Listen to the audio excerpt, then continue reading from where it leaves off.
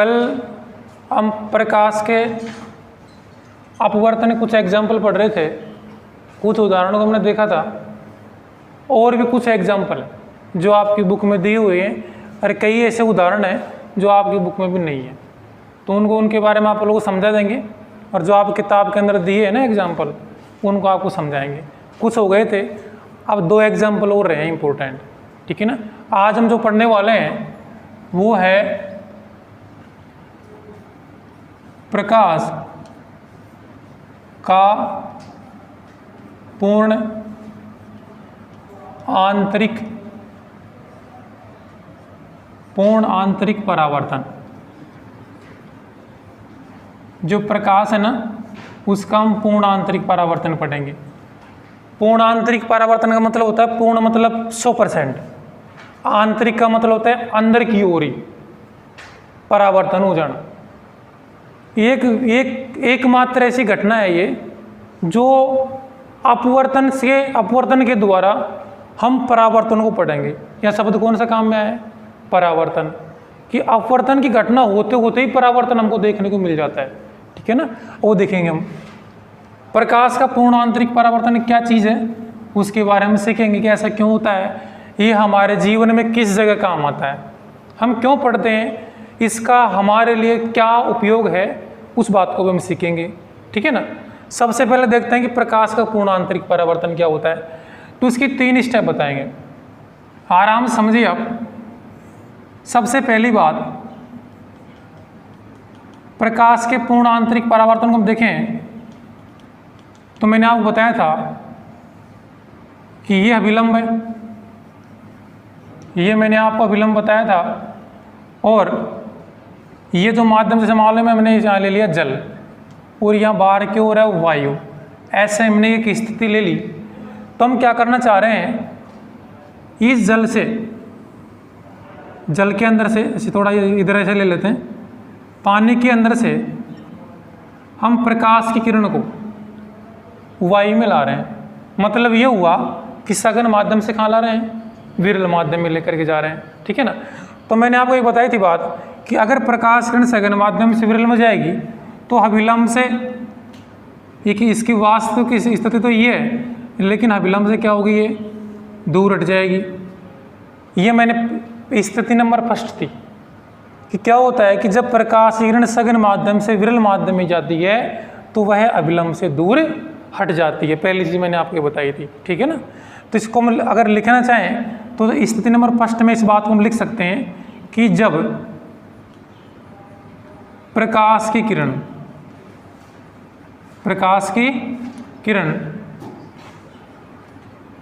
सघन माध्यम से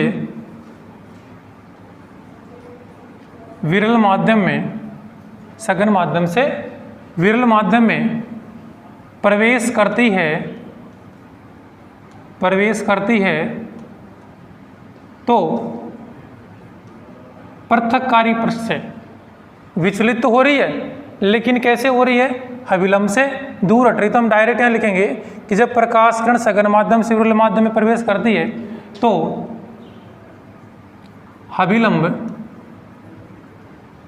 अभिलंब से दूर हट जाती है, अभिलंब से दूर हट जाती है। ये हमारी स्थिति नंबर 1 है। हमने अब क्या कर रहे हैं कि अगर ये वाली प्रकाश की किरण है, ये इस प्रकाश किरण को थोड़ा सा हम और इधर ले आएं, तो इससे ये अपवर्तन हो रहा है, थोड़ा और नीचे आ जाएगा। हम थोड़ा और ऊपर लेकर जाएंगे तो अपवर्तन और नीचे आ जाएगा। तो हमने क्या किया, इसके लिए एक बात समझनी पड़ेगी। ये मैंने बताया था, तो आपतन कोण आई होता है, अरे ये होता है अपवर्तन कोण R। तो इसको देखें पहली वाली स्थिति को, तो आपतन कोण I का मान, अब ये अपवर्तन कोण R से कम है, अर्थात हम इसको ऐसे भी लिख सकते हैं कि I का मान है वो कम है, इज लेस देन R। यही तो बात है यहाँ पे फर्स्ट वाली स्थिति में। मतलब ये कि आपतन कोण I का मान इससे क्या है, थोड़ा कम है, ये कम है ये ज़्यादा है। ये तो इस होगी स्थिति नंबर 1 है। हमने क्या किया कि स्थिति एक और स्थिति ली, उसमें ले लिया या वही जल ले लिया इस स्थान पर, ये जल है ऊपर वायु है, वही हमने एक अभिलंब बनाया इस तरीके से, और अभिलंब बना करके यहाँ से हमने क्या किया, इस आपतन कोण I का मान हमने और बढ़ा दिया। तो बढ़ाएंगे तो ये प्रकाश किरण इधर चली जाएगी। तो हमने इस आपतन कोण I का मान इतना बढ़ा दिया, इतना बढ़ाया कि इससे अपवर्तित होने वाली प्रकाश किरण, इससे अपवर्तित होने वाली प्रकाश किरण ये पृथक्कारी पृष्ठ के समांतर हो गई। हमने आपतन कोण I का मान इतना बढ़ा दिया कि यहाँ से अपवर्तित होने वाली प्रकाश किरण थी ना R का मान, वो R बराबर 90 डिग्री हो गया। मतलब ये हुआ कि हमने यहाँ पे क्या करा था, कोई एक निश्चित कोण लिया था आपतन कोण I, यहाँ से अभिलंब से दूर हट रही थी, हमने थोड़ा सा और ले लिया, इतना ले लिया कि इससे R का मान कितना प्राप्त हो गया, 90 डिग्री, मतलब ये वाला कोण। अर्थात हम इसको ऐसे बोल सकते हैं कि ये अपवर्तित प्रकाश किरण ये पृथक्कारी पृष्ठ के समांतर हो जाती है। ये पृथक्कारी पृष्ठ समांतर हो गई, हमने इतना बढ़ा दिया। तो ये जो बढ़ाने वाला जो आपतन कोण I था ना, कि जिससे अपवर्तन कोण R का मान 90 डिग्री हुआ था, तो इस I को बोलते हैं क्रांतिक कोण। इस I का नाम पड़ गया, इसको बोलते हैं क्रांतिक कोण। ये क्रांतिक कोण है, मतलब आपतन कोण I का वह विशिष्ट मान जिससे अपवर्तित होने वाली प्रकाश की किरण पृथक्कारी पृष्ठ के समांतर हो जाए, या R का मान 90 डिग्री हो जाए। बात एक ही है। तो हमने इतना बढ़ा दिया, तो इस विशिष्ट मान को क्या बोलेंगे अपन, क्रांतिक कोण बोलेंगे। ठीक है ना। तो ये क्रांतिक कोण अगर हम इसको लिखना चाहें, हम लिखेंगे अभी थोड़ी देर में। ठीक है। अब यहाँ से R का मान 90 डिग्री हो गया इस क्रांतिक कोण पे। अगर मैं क्रांतिक कोण का मान और बढ़ा दूँ, इसी मान को अगर मैं और बढ़ा दूँ, तो क्या ये प्रकाश की किरण इसके समांतर और कहाँ जाएगी, और नीचे आ जाएगी। ठीक है ना। इसका मान अगर मैं और, ये आपतित प्रकाश की किरण थी, यहाँ से इसका मान अगर मैं I का मान, इस क्रांतिक कोण का मान अगर मैंने और बढ़ा दिया ऐसे, तो ये कहाँ जाएगी, और नीचे आ जाएगी। तो स्थिति नंबर 3 में हम यही करने वाले हैं, ये ऐसे, ये वही लेंगे, ये जल भर दिया अपन ने। ठीक है, ये जल भर दिया, ये हमने अभिलंब डाल दिया, और यहाँ से प्रकाश की किरण का, यहाँ से प्रकाश किरण का आपतन कोण I का मान, इस आपतन कोण I का मान हमने और बढ़ा दिया। तो जिससे प्रकाश की किरण इस पृथक्कारी पृष्ठ पे तो समांतर तो यह पहले थी, लेकिन अब इतना और बढ़ा दिया कि यह उसी माध्यम में परावर्तित हो गई। अब यह इस माध्यम में नहीं गई, जिस माध्यम से जा रही थी ना जल से, वो जल के अंदर ही आ गई। ठीक है ना। अब ये जल के अंदर आ गई, ये आपतन कोण I। अब ये वाला कोण क्या होगा, पूरा का पूरा अपवर्तन कोण R। लेकिन अब अपवर्तन कोण R नहीं बोलेंगे, क्योंकि यहाँ अपवर्तन हो ही नहीं रहा, यहाँ पे क्या हो गया, परावर्तन हो गया। तो इस प्रकार से 3 स्टेप होती है इसकी। हमने शुरुआत में क्या लिया, इसका आपतन कोण I लिया था, थोड़ा अभिलंब से दूर हट रही थी, हमने और बढ़ा दिया, पृथक्कारी पृष्ठ के समांतर आ गई, यहाँ R बराबर 90 डिग्री हो गया। तो आपतन कोण I का मान क्या रख दिया, क्रांतिक कोण रख दिया। और यहाँ पे अगर हम और बढ़ा दें इसको, तो यह उसी माध्यम में इसका परावर्तन हो जाता है। तो इस घटना को जो उसी माध्यम परावर्तित हुई है, उसे ही हम पूर्ण आंतरिक परावर्तन कहते हैं। पूर्ण का मतलब होता है उसी में पूरी 100% ऐसी की ऐसी उसी माध्यम में, आंतरिक मतलब उसी के अंदर क्या हुआ है, परावर्तन। तो इस घटना को क्या बोलेंगे, प्रकाश का पूर्ण आंतरिक परावर्तन। अब थोड़ा मैं यहाँ पे लिख लेते हैं। जो स्थिति नंबर 2 पे पहली वाली बात हो गई इसकी, अगर मैं इसको लिखूं तो इसको क्या लिखूंगा, आपतन कोण I, ये क्या है, आपतन कोण I है, आपतन कोण I का वह विशिष्ट मान, वह विशिष्ट, ये विशिष्ट मान ही तो है, आपतन कोण I का वह विशिष्ट मान जिससे जिससे जिससे अपवर्तन कोण R,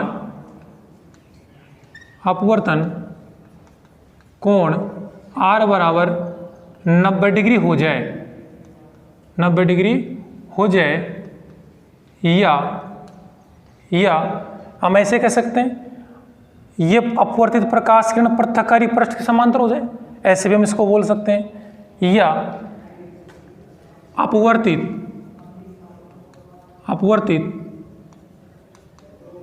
प्रकाश की किरण पृथक्कारी पृष्ठ के समांतर हो जाए, पृथक्कारी पृष्ठ के समांतर हो जाए, तो वह विशिष्ट मान,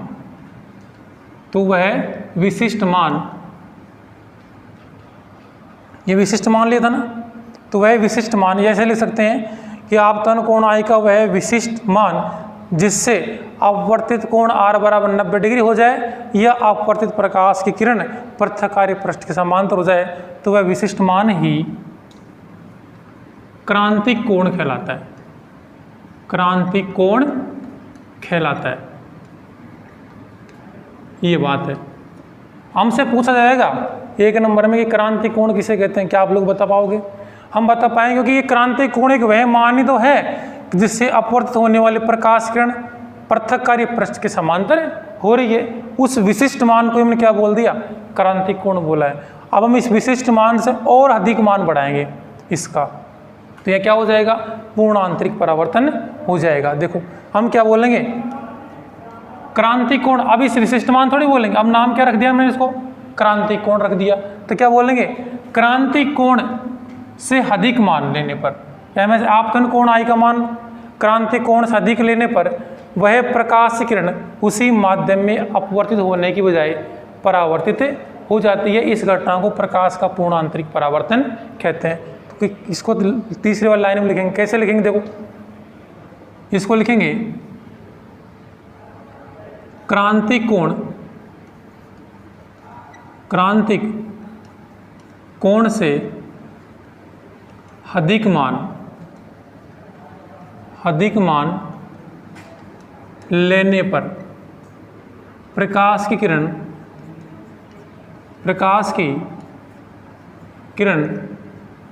उसी माध्यम में परावर्तित हो जाती है। उसी माध्यम में परावर्तित हो जाती है। इसे क्या कहेंगे? इसे पूर्ण आंतरिक परावर्तन कहते हैं। पूर्ण आंतरिक परावर्तन कहते हैं, ये बात है। अब देखो इसमें 2-3 चीज मैं आपको बताऊंगा कि पहली चीज तो कौन सी पूछी जा सकती है आपसे? क्रांतिक कोण किसे कहते हैं। अब क्रांतिक कोण में क्या बोलेंगे कि आपतन कोण I का वह विशिष्ट मान जिससे अपवर्तित होने वाली प्रकाश की किरण ये पृथक्कारी पृष्ठ के समांतर हो जाए, तो आपतन कोण I का मान क्या कहलाएगा? क्रांतिक कोण कहलाएगा। अगर मैं इस क्रांतिक कोण I का मान अगर थोड़ा सा और बढ़ा दूं, 1 डिग्री क्या आधा डिग्री बढ़ा दूं ना इससे, तो ये प्रकाश किरण जो अपवर्तित हो रही थी ये इस पृथक्कारी पृष्ठ के समांतर न होकर ये थोड़ा सा कहाँ जाएगी? इसके नीचे की ओर आ जाएगी। ठीक है ना? तो तुरंत नीचे की ओर आई तो ये सिस्टम क्या किसमें बदल जाएगा? इसमें ये क्या हो जाएगा? प्रकाश का पूर्ण आंतरिक परावर्तन हो जाएगा। बात आई समझ में? अब देखो, अब हमसे पूछे कि प्रकाश का पूर्ण आंतरिक परावर्तन किसे कहते हैं। अगर ऐसा पूछा जाए क्वेश्चन किसे कहते हैं, तो हम क्या बताएंगे कि प्रकाश का पूर्ण आंतरिक परावर्तन में कि जब प्रकाश किरण एक माध्यम से दूसरे माध्यम जाती है तो विलंब से दूर हट जाती है। फिर ये लिखेंगे कि आपतन कोण I का एक वह विशिष्ट मान जिससे अपवर्तित होने वाली प्रकाश किरण पृथक्कारी पृष्ठ के समांतर हो जाए या R बराबर 90 डिग्री हो जाए। ठीक है? और इस क्रांतिक कोण I का मान और अधिक बढ़ाने पर प्रकाश किरण उसी माध्यम में परावर्तित हो जाती है, तो इस घटना को पूर्ण आंतरिक परावर्तन कहते हैं। पूर्ण आंतरिक परावर्तन पूछेगा, तीनों चित्र बनाने पड़ेंगे और आपको तीनों बातें लिखनी पड़ेगी। अगर केवल पूछे क्रांतिक कोण किसे कहते हैं, तो आपको केवल ये वाली कंडीशन दिखानी है। क्रांतिक कोण क्या होता है कि आपतन कोण I का वह विशिष्ट मान जिससे अपवर्तित होने वाली प्रकाश की किरण पृथक्कारी पृष्ठ के समांतर हो जाए, तो आपतन कोण I क्या बोलेंगे? क्रांतिक कोण बोलेंगे। ठीक है? इसमें 2 कंडीशन होती है। हमारे समझ में आ गया होगा। हम इसको सोचें तब भी हम हमारे दिमाग से हमारे अनुसार इसकी परिभाषा को बना करके लिख सकते हैं। आप लोगों ने हमारे दैनिक जीवन में एक घटना देखी होगी कि किसी नदी में, तालाब में पानी भरा हुआ होता है, किसी पात्र में पानी भरा हुआ होता है, ठीक है ना। हम एक नदी की बात कर लेते हैं, तो क्या होता है कि कई बार हम नदी के पास से जाते रहते हैं ना, तो हमको एक फोकस हमारी आंखों की ओर आता है, सूर्य से प्रकाश आता है और पानी से टकरा करके हमारी आंखों की ओर प्रकाश आता है। कभी ये घटना महसूस की आप लोगों ने? की तो होगी। अरे किसी तालाब में, किसी गड्ढे में कहीं कहीं पानी भरा होता है तो सूर्य से प्रकाश आता है और वहाँ से टकरा करके हमारी आंखों की ओर आता है। जबकि पानी में क्या होना चाहिए था कि प्रकाश किरण पानी पे आ रही थी, पानी के अंदर चली जानी चाहिए थी। ऐसा होता कि नहीं होता? लेकिन वो फोकस कब आता है हमारी आंखों की ओर? जब प्रकाश किरण सूर्य से आती है ना, प्रकाश किरण, जो आपतन कोणाई का मान क्रांतिक कोण से अधिक हो जाता है, तब वो परावर्तित होकर के हमारी आंखों तक पहुंचता है ना, तब जाकर के हमको एक फोकस सा लगता है आंखों में। पानी में जो पानी भरा होता है, आप लोगों को अगर आप देखो कहीं भी जा करके एक्सपेरिमेंट करके देखना, तो कहीं गड्ढे वड्ढे में पानी बहुत सारा भरा होगा, तो एक हम खड़े रहेंगे ना कई जगह पे, तो हमको फोकस आंखों में नहीं आएगा, लेकिन ये एक निश्चित एंगल बनेगा, कोण बनेगा। आप हिल करके देखना तो वहाँ से पानी वो पानी में प्रकाश किरण आएगी, वहाँ से परावर्तित होकर के हमारी आंखों की ओर आएगी। क्यों हो रहा है? क्योंकि पानी से कि जैसे पानी की सतह तो है ये, जैसे पानी भरा है तो पानी की सतह से परावर्तित होकर के आ रही है, हमारी आंखों की ओर ही आ रही है। ऊपर से तो आ रही है और इधर जा रही है। जानी तो कहाँ चाहिए थी? ये पानी के अंदर जानी चाहिए थी ऐसे, ये पानी के अंदर ऐसे, लेकिन यहाँ से क्या होगा? इसका परावर्तन। कब परावर्तन होगा? क्योंकि ये वाला एंगल है ना, या विलंब बना देंगे ऐसे, तो ये वाला कोण है, ये क्रांतिक कोण से अधिक कोण हो जाएगा। तो ऐसी स्थिति में क्या होगा? पूर्ण आंतरिक परावर्तन हो जाएगा।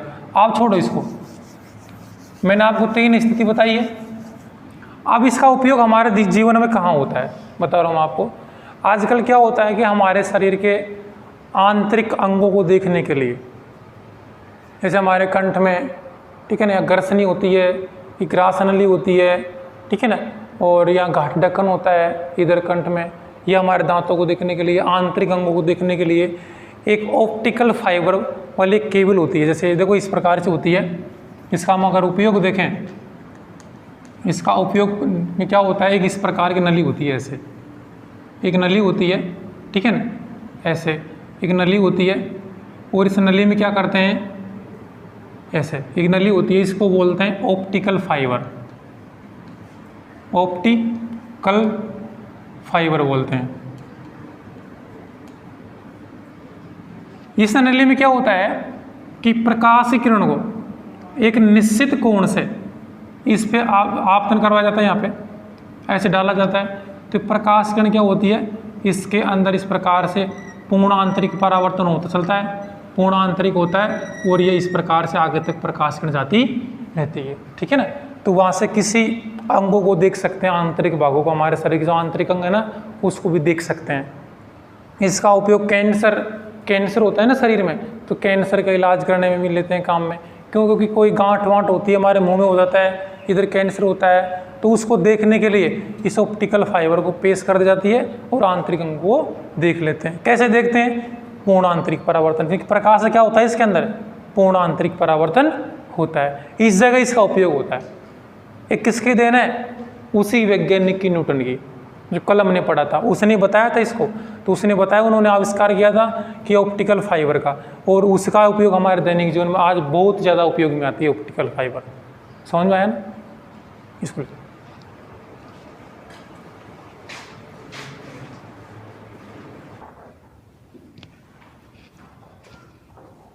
मिटा देता हूँ इसको ना, चित्र साफ साफ बनाना है आपको। कहीं पर भी कोई प्रॉब्लम आए तो चित्र को वापस से मैं बता दूंगा।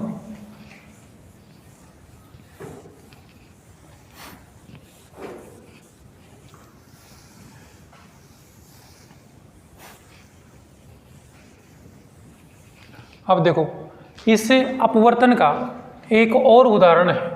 हम एक लास्ट एग्जाम्पल और पढ़ेंगे, ठीक है ना, फिर इसके बाद में एक आपकी बुक के लगभग सारे उदाहरण पूरे हो जाएंगे, ठीक है ना। तो एक लास्ट वाले के एग्जाम्पल और है, वो ये है कि पानी में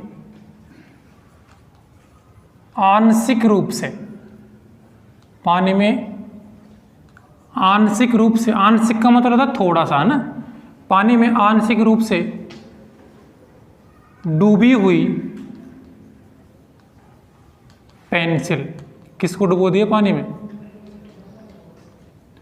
पेंसिल को डुबो दिया। डूबी पेंसिल का मुड़ा हुआ दिखाई देना, मुड़ा हुआ दिखाई देना, कि जो थोड़ी सी अगर हम किसी पेंसिल को पानी के अंदर डुबो दें तो वो जो पेंसिल है ना हमें थोड़ी सी मुड़ी हुई दिखाई देती है। ये हमारे जीवन में कई बार होता है, लेकिन हम इस बात को समझ नहीं पाए, तो हम आज समझते हैं। अगर हम किसी पात्र में पानी ले लें और एक पात्र में पानी लेकर के उसमें हम किसी पेंसिल को या पेन को या कोई भी छड़ है, कोई भी स्केल है, उसको हम डुबाते हैं ना, तो पेंसिल की जो छड़ है थोड़ी सी हमको मुड़ी हुई दिखाई देती है। जो डूबा हुआ भाग है ना उसका, वो थोड़ा सा मुड़ा हुआ दिखाई देता है। ऐसा क्यों होता है? ऐसा अपवर्तन के कारण ही होता है। लेकिन हम चित्र बना करके समझेंगे कि अपवर्तन किस प्रकार से इसके अंदर होता है।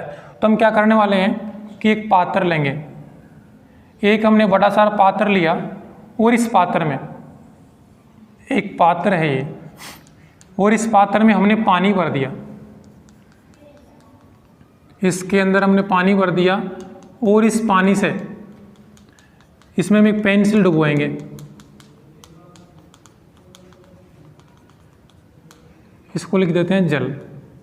देखो ध्यान से, हमने एक पेंसिल ली, पेंसिल इस प्रकार की ले लिया, कोई स्केल हो सकता है, कोई छड़ हो सकती है, तो हमने इस छड़ को इस प्रकार से, एक मिनट, ऐसे हमने इस छड़ को पानी के अंदर डुबो दिया।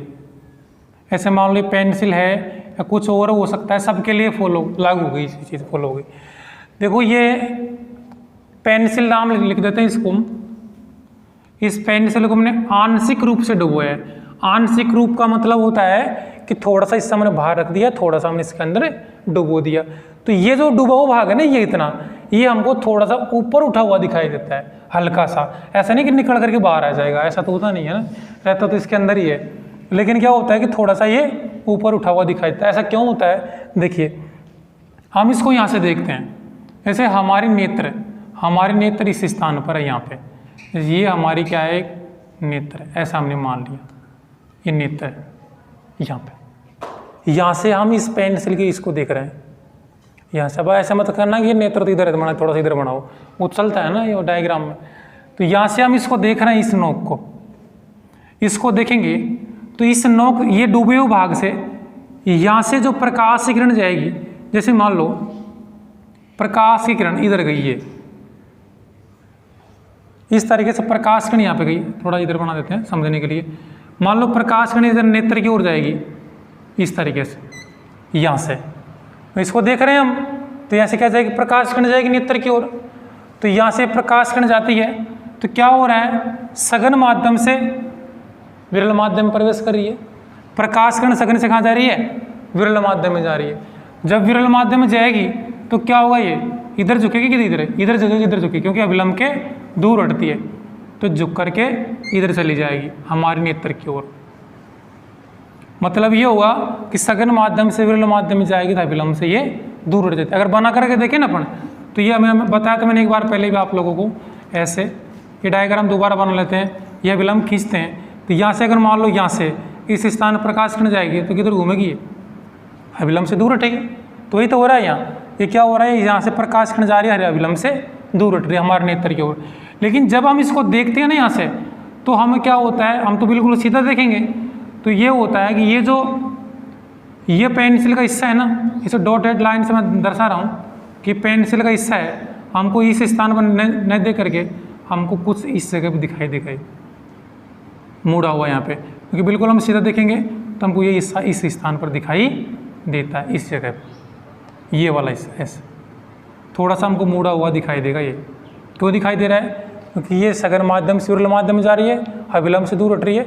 लेकिन हम ऐसे देखेंगे, ऐसे बिल्कुल सीधा देखेंगे यहाँ पे, तो ये हिस्सा है ना, मुड़ कर कहाँ दिखाई देगा आपको, थोड़ा ऊपर उठा हुआ दिखाई देता है। तो उसको लिखेंगे कैसे, ऐसे लिखेंगे, देखो पानी में आंशिक रूप से डूबी हुई पेंसिल मुड़ी हुई इसलिए दिखाई देती है क्योंकि पेंसिल के डूबे हुए भाग से आने वाली प्रकाश की किरण पेंसिल के बाहर वाले भाग से आने वाली प्रकाश किरण की तुलना में भिन्न दिशा में आती हुई प्रतीत होती है। भिन्न दिशा का मतलब ये होता है कि थोड़ी अपवर्तित होकर के आएगी यहाँ से, तो अरे बिल्कुल अगर बाहर वाले से हम देखेंगे तो बिल्कुल सीधी जाएगी हमारे आंखों की ओर, ठीक है ना। इसलिए हमको थोड़ा मुड़ा हुआ दिखाई देता है, क्योंकि इससे से तो हमको प्रकाश की किरण अपवर्तित होती हुई आ रही है हमारे पास में, जबकि यहाँ से बाहर वाले से कोई अपवर्तन हो रहा है क्या इसका? बिल्कुल नहीं हो रहा। तो डूबे हुए भाग से आने वाले प्रकाश किरण बाहर वाले भाग से भिन्न दिशा में आती हुई प्रतीत होती है। इसको लिख रहे हैं हम यहाँ पे ना, देखो कैसे लिखेंगे। पानी में डूबी हुई पेंसिल मुड़ी हुई इसलिए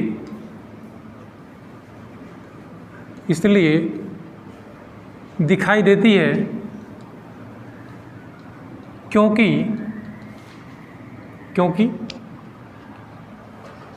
पेंसिल के डूबे हुए भाग से, ध्यान देना इधर मैं जो परिभाषा लिख रहा हूँ मैंने को रट नहीं रखी, मैं केवल इसको डायग्राम को देख करके लिख रहा हूँ यहाँ बोर्ड पे, आपको किताब में ढूंढने से नहीं मिलेगी परिभाषा। ये हमारे मन की परिभाषा है, हमने इसको समझा है, उसके बाद में हम परिभाषा को लिख रहे हैं।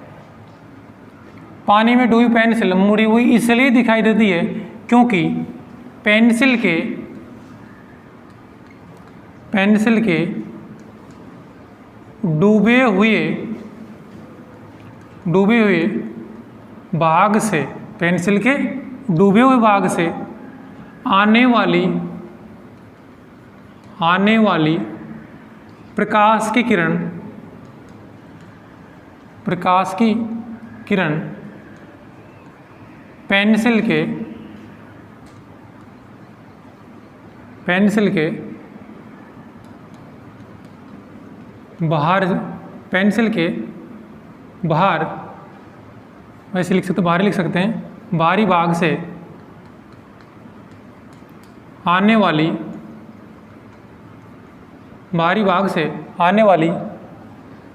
प्रकाश की किरण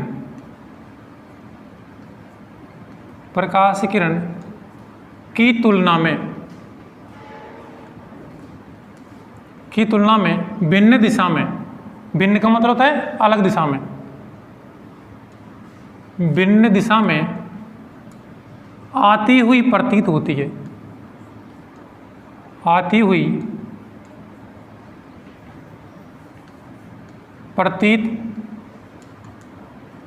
देखो हो क्या रहा है, मैंने जो बताया था वही बात मैंने लिख दी यहाँ पे। ये वाला हिस्सा है ना, इस वाले डूबे हुए भाग से आने वाली प्रकाश किरण पेंसिल के बाहरी भाग से आने वाली प्रकाश किरण की तुलना में भिन्न दिशा में आती हुई प्रतीत होती है। ये अलग दिशा में आ रही है, ये वास्तव में तो आनी कहाँ चाहिए थी, बिल्कुल ऐसे जानी चाहिए थी, लेकिन ये इसके भिन्न दिशा में, इसकी तुलना में ये भिन्न दिशा में आ रही है, इसलिए हमको ये वाला भाग तो थोड़ा ऊपर उठा हुआ दिखाई देता है और ये बिल्कुल बाहर वाला जैसे जैसा दिखाई देता है। ये इसके लिए लागू होता है, या किसी गिलास के अंदर कोई सिक्का डाल देते हैं तो सिक्का भी ऊपर उठा हुआ दिखाई देता है, ठीक है ना। कुएं के अंदर अगर कोई हम वस्तु डाल दे तो उसके तल से थोड़ा ऊपर उठा हुआ दिखाई देता है। पानी के अंदर कोई सी वस्तु डाल दे तो हम क्या देती, थोड़े ऊपर उठा हुआ दिखाई देती है। समझ में आ रहा है ना, इसका कारण यही सबका